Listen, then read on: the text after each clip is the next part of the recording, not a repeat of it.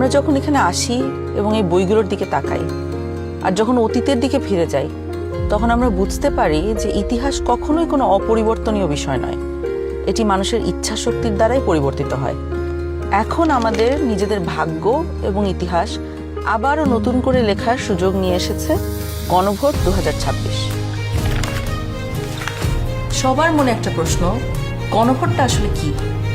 গণভোটটা হলো আসলে একটা ভবিষ্যৎ বাংলাদেশের ম্যাপ। ভবিষ্যৎ বাংলাদেশ থেকে আপনি কি চান আর কি চান না একজন নাগরিক হিসাবে, তার একটা খতিয়ান।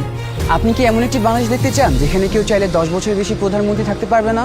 এমন বাংলাদেশ যেখানে সরকার চাইলেই বিরোধী দলের সম্মতি ছাড়া জরুরি অবস্থা জারি করতে পারবে না, চাইলেই জরুরি অবস্থার সময়ে নাগরিকের বেঁচে থাকার অধিকার কেড়ে নিতে পারবে না, চাইলেই এক্সট্রা জুডিশিয়াল কিলিং করতে পারবে না?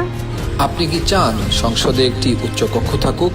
দলগুলো ক্ষমতায় গিয়ে 2/3 সদস্যের জোরে যেন সংবিধান যেমন ইচ্ছে বদলে না ফেলতে পারে, এটা চান? সংবিধানের যে কোনো পরিবর্তন করতে হলে উচ্চকক্ষের সমর্থন লাগুক, এটা চান? সংবিধানের কিছু গুরুত্বপূর্ণ বিষয়ের পরিবর্তন আপনার মতামত ছাড়া কেউ করতে না পারুক, অর্থাৎ গণভোট ছাড়া সংবিধানের গুরুত্বপূর্ণ বিধানের কোনো পরিবর্তন সরকার যেন করতে না পারুক।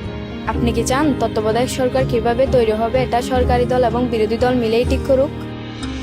একই রকমভাবে নির্বাচন কমিশন, পিএসসি, সিএজি এসব গুরুত্বপূর্ণ নিয়োগে বিরোধী দলেরও ভূমিকা থাকুক? আপনি কি চান সংসদে নারীদের প্রতিনিধিত্ব বাড়ুক? দেশের বিচার ব্যবস্থা সরকারের প্রভাব মুক্ত থেকে স্বাধীনভাবে কাজ করুক, যাতে আমাদের মতন সাধারণ মানুষ বিচার পেতে পারে? আপনি কি চান সব বিভাগীয় শহরে উচ্চ আদালত স্থাপন হোক? ধরেন আপনার স্বজন খুন হয়েছে, সেই খুনের দায়ে দণ্ডপ্রাপ্ত আসামিকে প্রেসিডেন্ট চাইলেই ক্ষমা করে দিতে পারে। আপনি কি চান আপনি অর্থাৎ ক্ষতিগ্রস্ত পরিবারে অনুমতি ছাড়া রাষ্ট্রপতি এরকম কোনো অপরাধীকে ক্ষমা করতে না পারুক? আপনি কি চান যে আমাদের মৌলিক নাগরিক অধিকারের সংখ্যা বৃদ্ধি পাওয়া উচিত?